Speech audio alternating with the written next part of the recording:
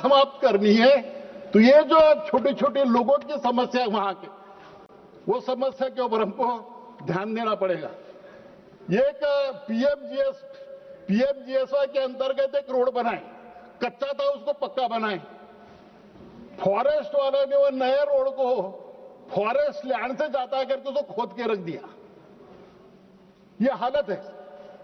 किसी ने मकान बनाया फॉरेस्ट के लैंड में, एक दूसरे लैंड तो अवेलेबल है नहीं, तो उसको घर से ही बेदखल कर दिया जाता है। तो ये जो घटनाएं होती है छोटी छोटी, उससे वो लोग प्रभावित होते हैं। बरसों से वहां रहते, पीढ़ियों से वहां रहते, उनको न्याय और उनके हक मिलना चाहिए। इसलिए सरकार ने भी उसके ऊपर ध्यान देना चाहिए। और ये जो हमने एक गढ़चिरौली के लिए आकांक्षी भी जिला है, नक्सल प्रभावित जिला है, इसलिए हमने 10,000 करोड़ का एक स्पेशल पैकेज डायरेक्ट केंद्र से जिले को मांगा था। उसके ऊपर विचार किया जाए। दूसरी बात, वहां की जो लोगों के लिए सुविधा है, मूलभूत सुविधाएं, उसका हमने प्रशासन से पूरी जानकारी लेकर एक लिस्ट बनाई। वो लिस्ट हमने गृह मंत्री जी के दफ्तर भी दी है, उसके ऊपर भी ध्यान दिया जाए। लोगों के काम है, छोटे छोटे रोड है, रास्ते हैं और सुविधा है, उसके ऊपर भी ध्यान दिया जाए। तो हम इस बारे में ये कहना चाहता हूं, पूरी तरह से अपने को वो रोकना है, वो समस्या का समाधान ढूंढना है।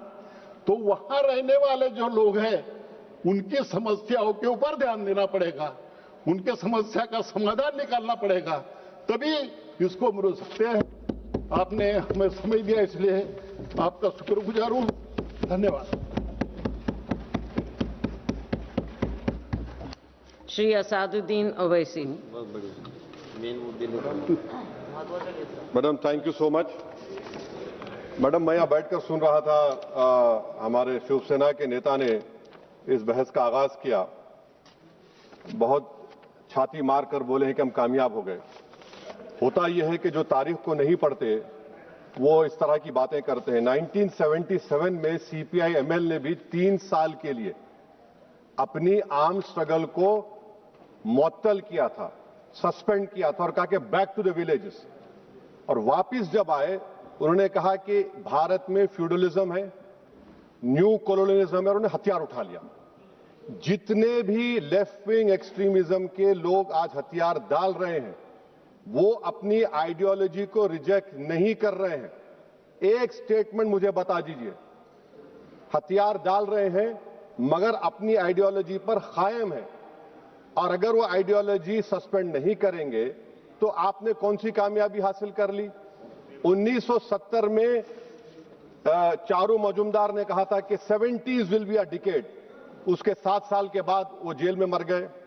फिर 2004 में पीपुल्स वॉल ग्रुप एमसीसी मिला दिया गया, सीपीआई माओइस्ट बन गया, और उन्होंने कहा कि 2050 तक हम न्यू डेमोक्रेसी रिवॉल्यूशन लाएंगे। बताने का मकसद यह है मैडम कि आइडियोलॉजी पे आज भी वो लोग कायम है। मैं 55 दिन हैदराबाद की उस वक्त की मुशीराबाद जेल में था, किसी का मेहमान था, एक कमरे में मुझे रखा गया। मैं 20 दिन पटेल सुधाकर रेड्डी से बात करता था, और पटेल सुधाकर रेड्डी कौन है? जो नक्सलाइट को जानते हैं। 98 में वो मुझसे पूछता था कि गैट के बारे में तुम्हारी राय क्या है। हम अम्बुड्समार्ट बोलते हैं। अम्बुड्समार्ट का मतलब क्या है हिंदी में? इनकॉम्प्रिहेंसिबल प्लेटो। अम्बुड्समार्ट एक गोंड के लिए मार्ट का मतलब साल और पेड़ है। 10,000 स्क्वायर किलोमीटर का एरिया है। नक्सलाइट खत्म हो गए, लेफ्ट विंग एक्सट्रीम खत्म हो गया। अब क्या हो गया कि ना मॉइस्ट है ना गवर्नेंस है, कोई नहीं है वहां पर। क्या होगा बताइए आप मैडम। और एक चीज मैं आपको बताना चाह रहा हूं कि ये 70% मिलिट्री विक्ट्री है, और जो चीजें जो उनको ड्राइव करती थी, और ये सरकार समझ नहीं रही है, इस देश में सबसे बड़ा पॉपुलेशन नौजवानों का है। बांग्लादेश और नेपाल पुकार कर कह रहा है कि इनकलाब गवर्नमेंट को बदलने के लिए नहीं लाया गया था, बल्कि गवर्नेंस को इंप्रूव करने के लिए लाया गया था। अगर गवर्नेंस इंप्रूव नहीं होगा तो खुदा ना खास्ता जो हम चीज नहीं चाहते वो ना दोहराया जाए। और एक एक्रोनिम है madam, IFTTT, if this then what. Civil administration कहां है हमारा?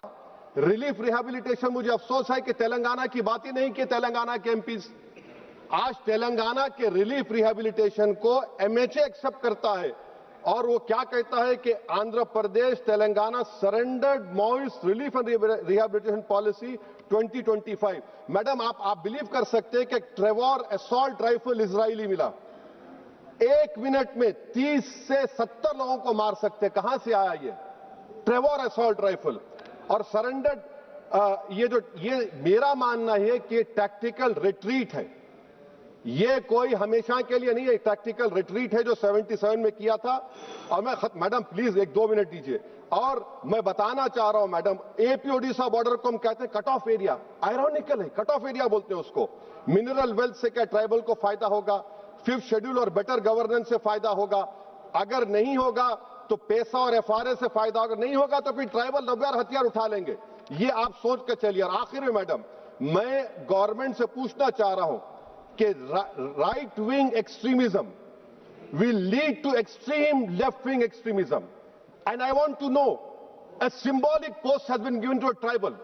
But what about grassroots leadership of tribals from Mandal, Zilla Parishad to MLA? That is not being there.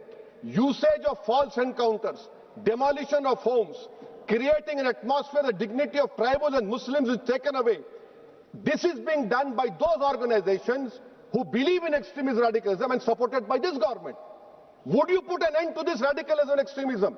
Because you cannot, Madam, I'm concluding, and Madam, I'm concluding by quoting what Ajay Sahani had said. Those who believe that the imminent collapse of the Maoist movement heralds a new and refulgent chapter of Indian history of development and of prosperity ignore the dismal on-ground challenges, realities of India's development model. The increasing maturation of polarizing mobilization in electoral politics, the growing inequities and inequalities of increasing predatory oligopolistic economy, and the progressive redundancy of human labor as a result of rapid technology transformation. In the light of such fault lines, other moments of violence will inevitably rise. I hope that this government will exercise caution. Don't sound the victory bells as of now. End the extremism done by your own organizations. Do you know what message is being sent? You have the highest number of Muslims who are youth now. If you I'm concluding, madam. If your own chief minister says that give them 2 rupees less, we'll create an atmosphere so that they leave Assam, that is not right. That is also an extremism which has to be condemned. Anyone who picks up arms, anyone who utters a word which creates a feeling of vulnerability against the constitution is extremist. Thank you, madam. Shri Papu Yadav. सबसे पहले madam No. Let. Madam सबसे पहले मेरा Papu Yadav ji. Papu Yadav.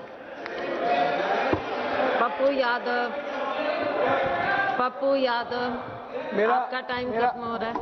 सबसे पहले madam मेरा request ये है कि कुछ वक्ता जिन्होंने जो बात कही, उन्हें मूलवासी आदिवासी की जो संस्कृति रही है, सभ्यता रही है, हम राम और सबरी से हम शुरुआत करना चाहेंगे। राम की जो शारीरिक स्थिति थी उस वक्त सबरी का आहार और उसके जीवन का मिश्रण, और फिर उस मूलवासी में जब हमारे फर्स्ट इंजीनियर कौन थे, वो बनमानुस, जिन्होंने कहा कि इस पार से उस पार इतनी बड़ी पुल बना दिया। और मैडम महाराणा प्रताप के समय जो जौहरी पुंज राणा जो भील थे, ये भी आदिवासी थे जब युद्ध की आजादी की बारी आई। तो लिमिटेड टाइम है। मेरा रिक्वेस्ट क्या है कि प्रकृति की पूजा करते हैं हमारे आदिवासी समाज, और सबसे ज्यादा प्रकृति पर हमला सरकार जब से बनी, जिसकी सरकार हो, मेरा उसमें नहीं जाना, मैं किसी की विरोध करने नहीं खड़ा हुआ हूं, लेकिन प्रकृति पर, जमीन पर सबसे ज्यादा हमला अंग्रेजों के बाद उससे अधिक हमला यदि किसी ने किया है आदिवासी की संस्कृति पर, उसके जीवन पर, उसकी जमीन पर। हम काला पानी के जगह से आते हैं जहां नक्सल मूवमेंट शुरुआत हुई थी और मेरे यहां नक्षत्र मलाकार का जन्म हुआ था। हम उस मूवमेंट को देखे हैं जहां पर सबसे ज्यादा जमींदार थे और आज भी सबसे ज्यादा जमींदार है। उस इलाके से ज्यादा जमींदार हिंदुस्तान में कहीं नहीं है। मैडम, मैं सिर्फ सॉल्यूशन की बात करूंगा। मैं माननीय गृह मंत्री जी से आग्रह करूंगा कि कार्बन क्रेडिट से सीधी कमाई आदिवासियों को सिर्फ जंगल का रक्षक न, कार्बन उत्सर्जन कम करने के लिए मिलने वाले ग्लोबल कार्बन क्रेडिट का पैसा सीधे जंगल बचाने वाली आदिवासी ग्राम सभा में जाए।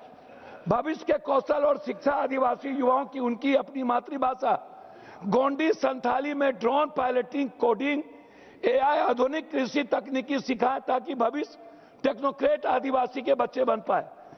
आदिवासी के पास मौजूदा जड़ी बूटी, ट्रिबल मेडिसिन और कला का ज्ञान मैडम हम जीआई और बौद्धिक संपदा इंटेलेक्ट प्रॉपर्टी अधिकार दिलाए ताकि वे अपने उत्पाद सीधे ग्लोबल मार्केटिंग में बेचकर करें। सामुदायिक स्वामित्व वाला इको टूरिज्म, जंगलों, बड़े रिसोर्ट बाहरी उद्योगपति को नहीं, 100% स्थानीय आदिवासी के स्वामित्व, कोऑपरेटिव वाले होने वाले टूरिज्म का पूरा पैसा उनके गांव के विकास में लगे। बाल केचन से जमीन की सुरक्षा, वन अधिकार एफआरआई के तहत गए पट्टे ब्लॉकचेन के जरिए 100 डिजिटल कर दिया जाए ताकि भूमाफिया या भ्रष्ट अधिकारी उनकी जमीन और कागज में हराफारी ना करे। टेलीमेडिसिन और ड्रोन डिलीवरी, सुदूर जंगलों में एआई आधारित टेलीमेडिसिन कियोस्क स्थापित किया जाए। आपातकाल में दवाई, एंटी वेनोम आदि बिना सड़क का इंतजार किए सीधे मेडिकल ड्रोन के जरिए उनके गांव तक पहुंचाई जाए। स्मार्ट प्रशासन, त्वरित न्याय। मैडम, मैं पॉइंट ही बोल रहा हूं मैडम। मेरा ग्राम सभा में असली ताकत पीएसए एक्ट, जंगल की उपज, माइनर फॉरेस्ट्री प्रोडक्ट्स, जमीन का अधिग्रहण, आदिवासी के विटो पावर को दें, बेहतरीन अफसरों की तैनाती। आइए, इस पर मेरा आर्थिक हिस्सेदारी का स्वामित्व, इकोनॉमिक इंटेलिजेंस। आर्थिक आजादी के बगैर हम किसी चीज की कल्पना नहीं कर सकते हैं। खनिज पर रॉयल्टी डेवलपमेंट, खनन से होने वाले मुनाफे एक तय हिस्सा सीधे स्थानीय आदिवासी के बैंक खाता में डिविडेंड लाभांश के रूप में भेजा जाए और उन्हें विस्थापित नहीं, शेयर होल्डर बनाया जाए, विस्थापित न किया जाए। माइक्रो इंडस्ट्रियलाइजेशन, माइक्रो फैक्ट्रीज संसाधन लूटने के लिए सड़कें न बल्कि जंगल में ही इमली या महुआ की प्रोसेसिंग यूनिट्स लगाए जिनका मालिकाना हक आदिवासी, दलित और सहकारी को मिले। सम्मानजनक सरेंडर, इसका मैं आग्रह करूंगा कि जो भी नक्सलियों को आप सरेंडर कराते हैं उन्हें तत्काल वहीं पर फॉरेस्ट गार्ड के रूप में उनको दिया जाए। सटीक सुरक्षा ग्रिड, स्मार्ट सिक्योरिटी। मैं मैडम मैं 1 मिनट में खत्म। मैं आपसे सिर्फ इतना कहूंगा, आग्रह करूंगा कि सिर्फ ये जो स्थिति है, गृह मंत्री जी आपसे मैं मैडम ये कहना चाह रहा हूं 1 मिनट में कि हाई कोर्ट में आदिवासी नहीं, यूनिवर्सिटी में आदिवासी दलित नहीं, प्रोफेसर में नहीं। बात सही कहा उन्होंने कि सभी जाति धर्म भर के जो सर्वश्रेष्ठ थे उन्होंने आजादी में सब चीज में भूमिका निभाई।